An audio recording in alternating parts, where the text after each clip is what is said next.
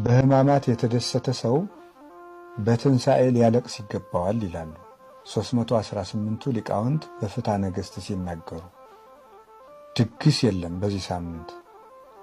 ይህን ሁሉ አስበን ከጌታ ጋር የምንታመምበት ሳምንት ነው።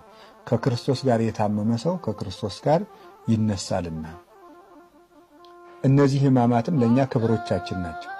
ቅዱስ ዮሐንስ አፈወርቅ እንደተናገረ ይትባረክ እግዚአብሔር ዘሰመየ ሕማማተ ወልዱ ክብረ ወስብሐተ። የልጁን ሕመም ለእኛ ክብር ያደረገ እግዚአብሔር ይመስገን። የልጁን ሕማም መከራ ለእኛ ክብር ያደረገ እግዚአብሔር ይመስገን። እነዚህ ሕማማት ለእኛ ፈውስና መድኃኒት ናቸው።